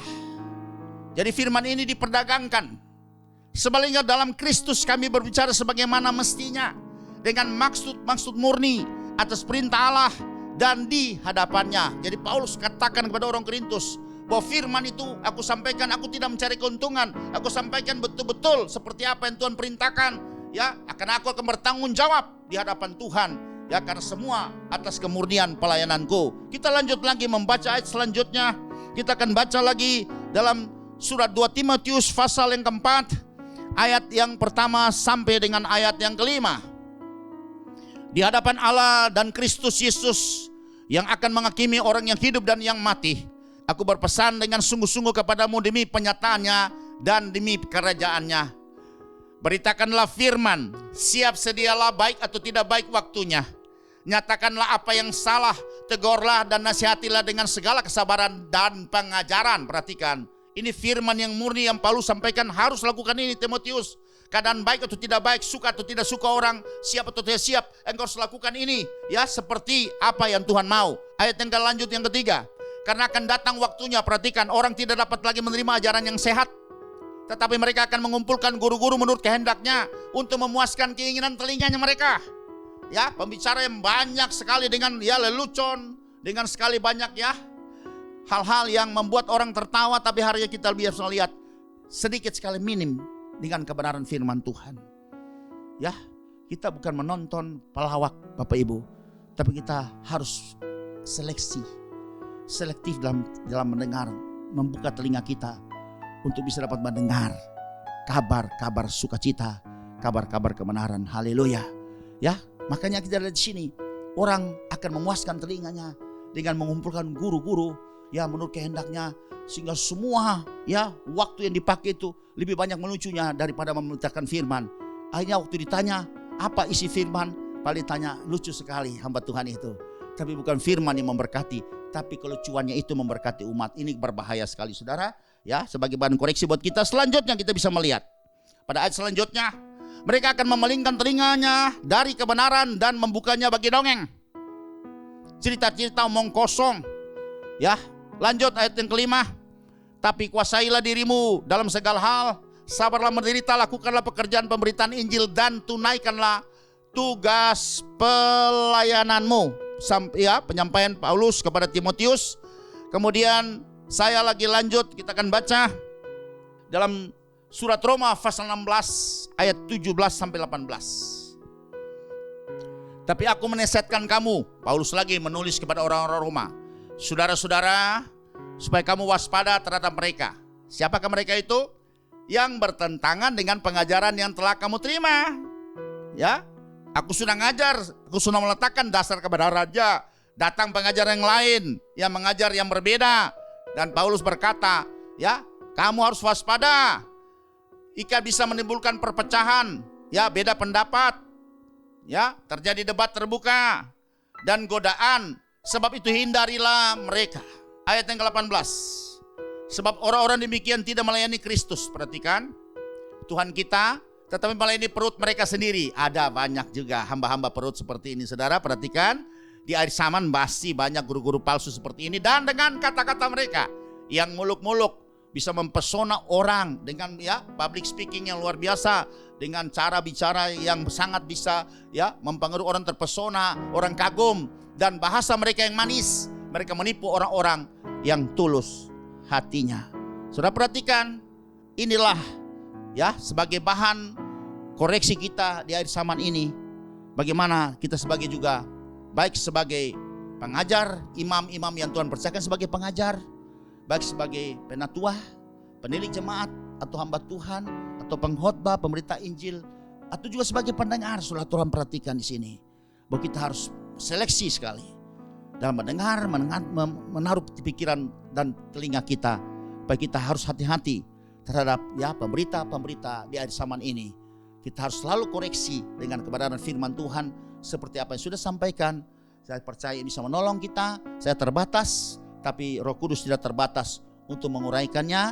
Sudah bisa lihat materinya, walaupun panjang, tapi inilah tugas saya untuk bisa dapat mengajar, ya, kepada Bapak Ibu Saudara sekalian, dimanapun Bapak Ibu Saudara sekalian yang lagi mengikuti, ya, siaran ini, program ini, ya, biarlah ini menjadi perhatian kita semua, dan kita bisa juga dapat mempelajarinya, kita juga dapat bisa memberkati orang lain juga.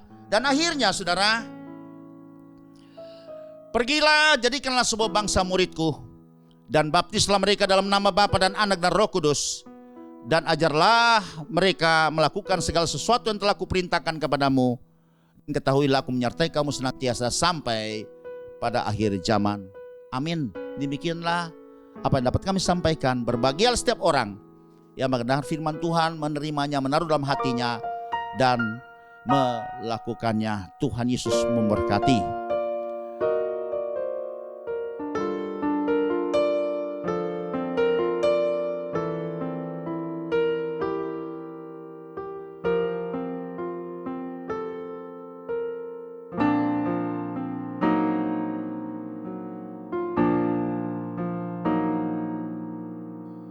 Hanya Kau Tuhan di hidupku, Kau berikan hidup yang baru. Darah-Mu menyucikan, pulihkan hatiku. Ku nyatakan Kaulah segalanya. Engkaulah sumber pengharapan, kuasa-Mu sanggup menyembuhkan. Jiwaku pun berserah hanya kepadamu, Yesus, Kaulah segalanya. Karena salib-Mu ku hidup, karena salib-Mu ku menang. Engkau yang berkuasa sanggup melakukan mujizat-Mu.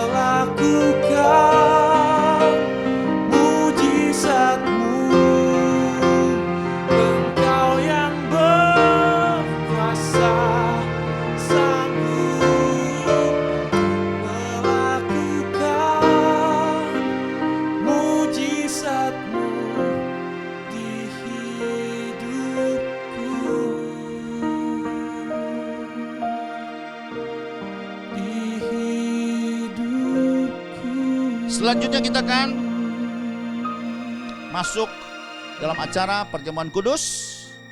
Hari ini mari Bapak Ibu yang sudah menyiapkan roti dan anggur masing-masing di rumah masing-masing,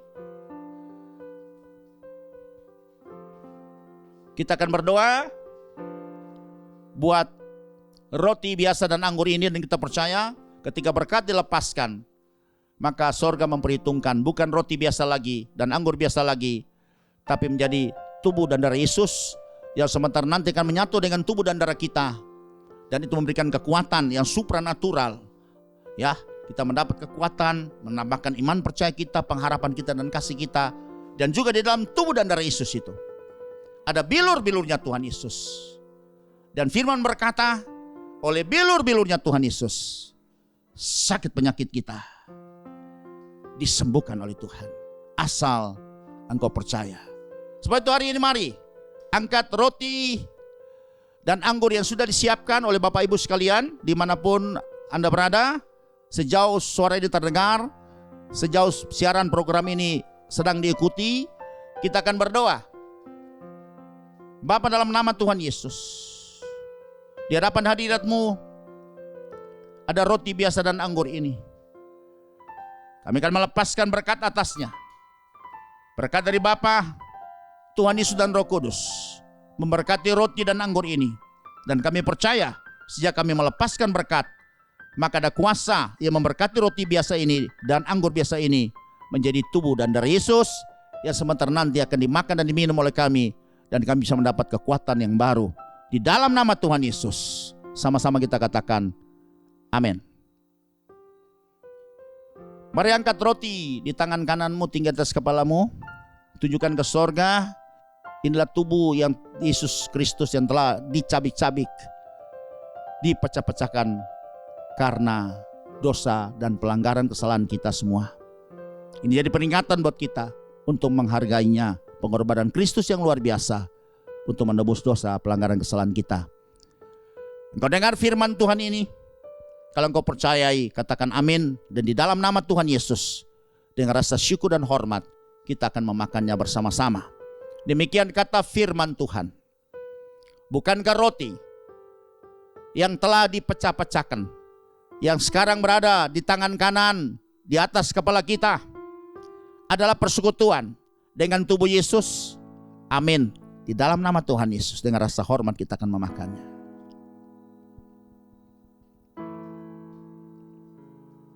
Haleluya.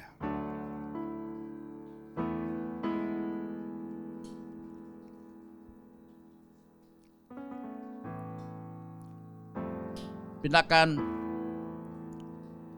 cawan anggur ini di tangan kananmu, angkat tinggi, tujukan ke sorga. Inilah darah perjanjian, inilah darah penebusan atas segala hutang darah saya karena dosa pelanggaran kejahatan. Demikian kalau saudara percayai, maka kita akan aminkan perkataan firman ini. Demikian kata firman Tuhan. Bukan kacauan, pengucapan syukur yang atasnya kita ucapkan syukur, yang sekarang berada tinggi di tangan kanan kita di atas kepala kita, adalah persekutuan dengan darah Yesus. Amin. Di dalam nama Tuhan Yesus kita akan meminumnya dengan rasa hormat.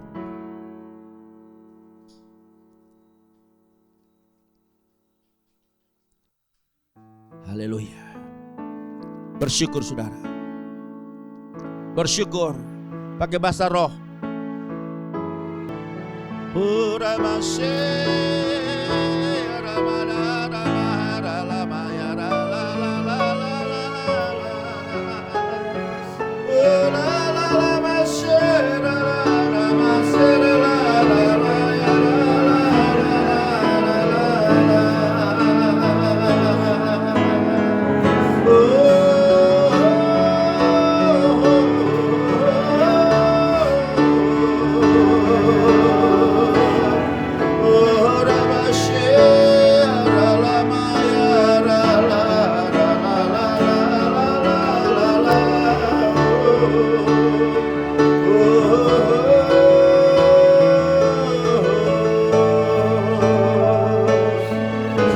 kasih Tuhan buat penebusan-Mu Tuhan. Oh, Rabashikita karena. Oh, buat semua pengorbanan-Mu Tuhan. Kemuliaan hanya bagi-Mu di tempat yang maha tinggi. Kami percaya maka damai sejahtera menjadi bagian kami. Terima kasih Tuhan buat tubuh dan darah-Mu yang sudah Kuberikan cuma-cuma kepada kami untuk menebus dosa pelanggaran kejahatan kami. Terpujilah Bapa, Tuhan Yesus dan Roh Kudus buat karya-Mu yang tanpa batas ini, karena Engkau sangat mengasihi kami. Haleluya, haleluya, haleluya, haleluya.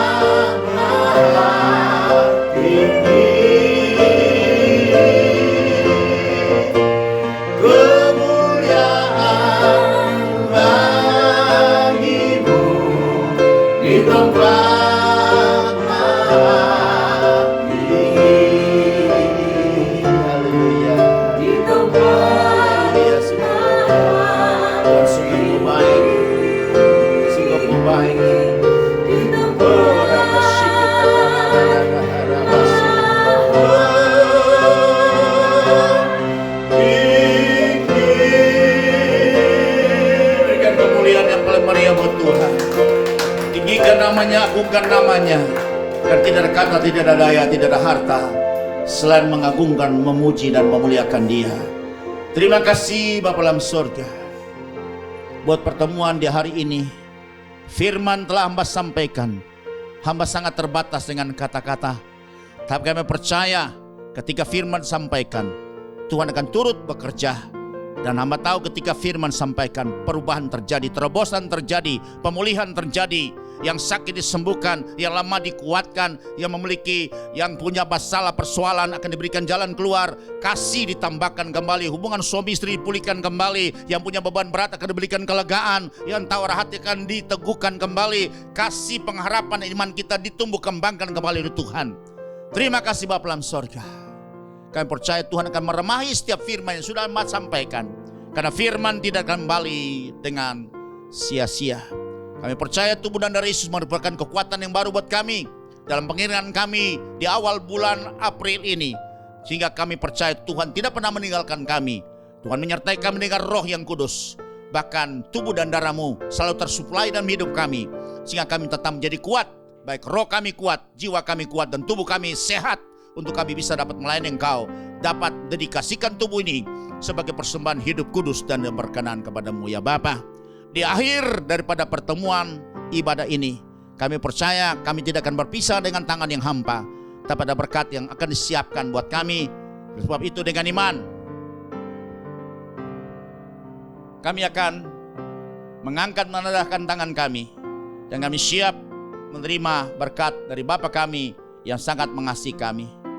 Kasih yang besar senantiasa melingkupi kami, dan kasih karunia Tuhan Yesus senantiasa menjadi bagian kami, jika kami menjadi orang yang hebat, orang yang supranatural, orang yang excellent, orang yang extraordinary, orang yang bisa mendengar suara Tuhan, mengerti semua kehendak Tuhan, dan biarlah Roh Kudus akan terus memampukan kita untuk melakukan kebenaran, untuk bisa dapat menyatukan semua kehendak kita dengan Bapa di sorga, untuk dalam satu persekutuan yang kuat antara Bapa, Anak, dan Roh Kudus ada dalam hidup kami.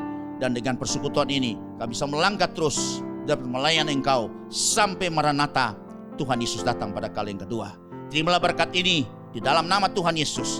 Kita semua terima berkat ini, sama-sama katakan amin. Amin. Tuhan Yesus memberkati. kita bertemu pada seri pengajaran firman Tuhan pada minggu yang akan datang. Shalom, Tuhan Yesus memberkati.